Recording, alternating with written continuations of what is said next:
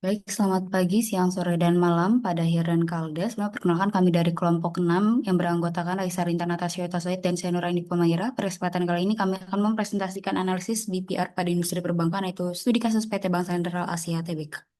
Boleh tolong di next? Masuk ke bagian pendahuluan, yaitu Bank Sentral Asia merupakan bank swasta terbesar di Indonesia yang melayani nasabah individu dan bisnis melalui layanan perbankan konvensional, digital, dan juga jaringan ATM yang luas. Per laporan dari website resmi BBCA per tanggal 31 Maret 2026, BCA sudah memiliki 20.336 ATM yang tersebar di berbagai wilayah di Indonesia, 1.270 kantor cabang, dan lebih dari 44 juta rekening nasabah. Hal ini menjadikan skala operasional BCA yang sangat besar sehingga efisiensi proses menjadi krusial. Boleh tolong di next?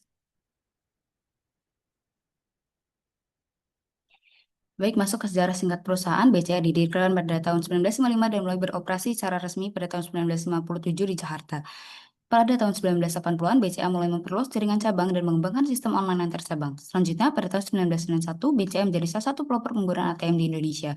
Memasuki tahun 2000-an, hingga sekarang BCA semakin fokus bertransformasi digital melalui layanan seperti Klik BCA, MBCA, My BCA, QRIS, hingga layanan digital banking branchless. Boleh tolong di next? Baik, berikut merupakan produk BCA, baik itu individu maupun bisnis. Hal ini menunjukkan bahwa BCA memiliki diversifikasi produk yang sangat luas dan melayani berbagai kebutuhan finansial pelanggan. Selain itu, dapat dilihat bahwa BCA tidak hanya berfokus pada layanan perbankan konvensional, tetapi juga memperkuat ekosistem digital melalui QRIS, e-commerce, Flash, dan Sakuku. Boleh tolong di next? Berikut merupakan layanan BCA, baik itu individu maupun bisnis. Dari saat ini kami dapat dilihat bahwa transformasi transformasi digital menjadi fokus utama BCA, terutama melalui pengembangan mobile banking, virtual account, QRIS, dan layanan digital bisnis lainnya. BCA juga menggabungkan layanan digital dengan jaringan cabang dan customer service sehingga tercipta layanan yang terintegrasi. Boleh tolong di next? Next merupakan as is dari proses bisnis BCA, di mana di sini terbagi menjadi tiga fase. Fase satu adalah pre-ATM, fase dua adalah ATM awal, dan fase tiga adalah awal digitalisasi. Dulu BCA itu masih memiliki self-service atau belum ada teknologi self-service sama sekali. Dan juga seluruh data nasabah itu tersimpan di buku rekening basic dan ledger cabang. Dan juga transaksinya hanya bisa dilakukan di jam kerja.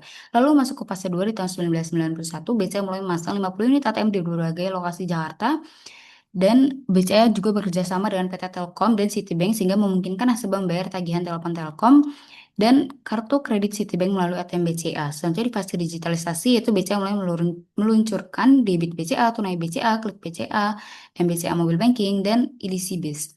Dari sini model bisnis intinya tidak berubah, tetapi BCA tetap berbasis cabang. Boleh tolong di next? Di sini merupakan challenge awal dari setiap fasenya. Di fase digitalisasi channel, challenge awalnya adalah kepercayaan nasabahnya masih sangat rendah dan juga adanya risiko keamanan digital. Lalu untuk transformasi platform, terdapat resisten terhadap perubahan dan sistem yang tidak mudah untuk diintegrasikan. Dan di fase BPR, challenge awalnya adalah regulasinya belum sepenuhnya siap dan sulit untuk membangun trust nasabah. Boleh tolong di next? Dan di sini merupakan alasan mengapa BCA memerlukan perubahan, yaitu adanya masa proses internal seperti paper heavy, teknologi dan kompetitor, yaitu munculnya Jenis sebagai bank digital pertama di Indonesia dan infrastruktur mobil yang sudah memadai. Lalu ada perubahan perilaku nasabah, salah satunya adalah karena pandemi COVID-19 dan regulasi dan kebijakan yang sudah mendukung di Indonesia. Boleh tolong di next? Berikut merupakan pembukaan rekening. Kalau misalnya dulu kita harus datang ke cabang, mengisi formulir, setoran awal, dan melakukan aktivasi. Boleh tolong di next? Dan ini merupakan BPMN dari proses inti pembukaan rekening. Boleh tolong di next? Dan ini adalah transaksi seller di mana nasabah juga harus datang ke cabang, mengambil nomor antrian, dan mengisi formulir transaksi. Jadi untuk operasional sendiri hanya bisa dilakukan di hari kerja Senin sampai Jumat. Boleh tolong di next? Berikut melakukan transfer antar cabang dan penutupan rekening. Komsendu dalam antar kota itu harus mengisi formulir transfer. Lalu untuk luar kota juga harus mengisi formulir transfer dan menggunakan clearing. Kalau misalnya luar kota berarti diproses antar wilayah clearingnya. Lalu untuk penutupan rekeningnya di sini dilakukan ke kantor cabang secara manual dan harus membawa dokumen yang diperlukan. Boleh tolong di next? Dan ini untuk pengajuan kredit dan sistem ATM offline-nya, di mana dapat dilihat bahwa dulu memang masih harus datang ke kantor cabang. Boleh tolong di next? Oke, selanjutnya untuk proses tubinya, untuk perubahan model operasi BCA sebelum reengineering, dia ada layanan terpusat di cabang fisik sebanyak 1.264 cabang, lalu membuka rekening secara manual atau nasabah wajib hadir secara langsung, lalu sistemnya terpisah antara BCA Mobile dan Klik BCA tidak terhubung, proses kredit manual dan berbasis kertas, serta kontak center hanya via telepon dan mayoritas transaksi via teller dan ATM. Sedangkan setelah reengineering, dia 99,8 persen transaksi via-nya via digital channel. Terus juga sekarang sudah digital KYC. Dan lalu My BCA itu untuk satu login untuk semua produk, yaitu super app terintegrasi. Lalu proses kredit digital otomatis dan minta transaksi diproses per harinya based on September 2022. Berikut merupakan proses bisnis tubinya BCA. Bisa dilihat sudah setelah ya sudah lebih banyak karena nasabahnya secara langsung tanpa harus ke tempat toko fisiknya langsung. Jadi lebih banyak menggunakan app secara online. Oke, selanjutnya untuk tiga pilar utama transformasi eh, dari digital BCA, yaitu platform digitalnya terintegrasi ada My BCA, Super App, satu login untuk semua produk, arsitektur microservice modern, dan seterusnya.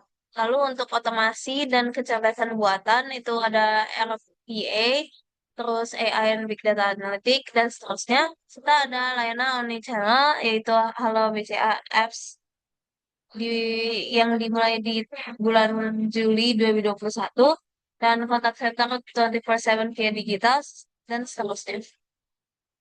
Oke, untuk MyBCA sebagai platform super app BCA itu MyBCA digabungkan antara BCA Mobile dan Klik BCA dalam satu ekosistem terintegrasi dengan satu BCA ID dan diluncurkan bertahap mulai dari tahun 2021 dibangun di atas arsitektur microservice untuk skalabilitas dan keandalan di mana dia dapat 6 yaitu satu login untuk semua produk, dashboard terpadu, transfer dan pembayaran. Dia itu sudah eh, dari e-wallet, bayar tagihan dan top up-nya. Terus ULMA investasi online itu sudah ada informasi dan produk asuransi langsung dari MyBCA-nya. Lalu cross border dan always on atau high availability. Oke, selanjutnya untuk digitalisasi proses layanan nasabahnya itu digital KYC-nya itu pembukaan rekening secara online. Sudah ada 5, itu download BCA Mobile, lalu isi data diri secara online, lalu foto KTP dan selfie, lalu verifikasi diri dengan melakukan video call, dan terakhir rekening aktif dalam hitungan menit. Nah, di mana Citizen Developer Program itu unit kerja non-IT bisa buat kelola aplikasi internal sendiri. Lalu Halo BCA itu yang apps itu nasabah dan non-nasabah hubungi BCA dari luar negeri via internet tanpa biaya roaming. Tersedia secara 24/7. Lalu RPA dan otomasi back office-nya itu robotic process automation menggantikan proses manual repetitif.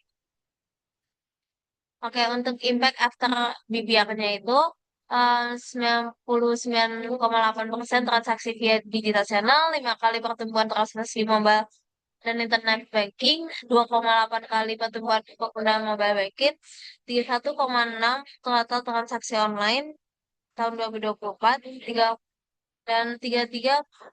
33,1 juta nasabah giro dan aset, dan 64 juta transaksi diproses per harinya. Lalu berikut merupakan pendapatan operasional dan laba bersih dari tahun 2022, 2023, dan 2024. Nah, berikut merupakan beban operasionalnya tahun 2022 sampai 2024. Bisa dilihat di mana cost to income ratio-nya di tahun 2024 itu sekitar 37%. Oke, untuk ringkasan dan dampak dari BPR BCA ini itu proses bisnis barunya 99,8% transaksi digital sampai itu 0,2% cabang.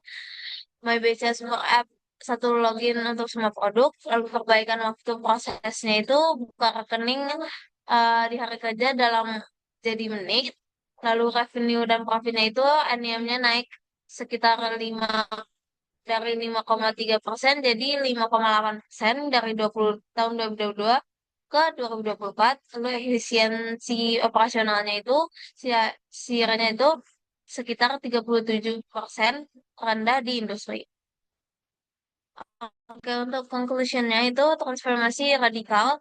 Dia BCA berhasil melakukan BBR secara menyeluruh dari modern branch centric menjadi digital first dengan 99,8 transaksi kini kenal digital. Lalu untuk efisiensi prosesnya itu dulu memakan 60 sampai 120 menit, kini selesai dalam hitungan menit saja. Lalu dampak finansialnya itu naik dari 3, bersih, laba bersih naik sebanyak 34,6% dalam 2 tahun. Lalu fondasi masa depannya itu microservice, cloud, AI, ML, dan platform Open API menjadikan BCA siap menjadi pesaing fintech dan memperluas ekosistem digital. Jadi BPR BCA membuktikan bahwa transformasi digital menyeluruh menghasilkan efisiensi operasional yang dan pertumbuhan finansial yang signifikan dan berkelanjutan. Berikut merupakan referensi kami. Sekian, terima kasih.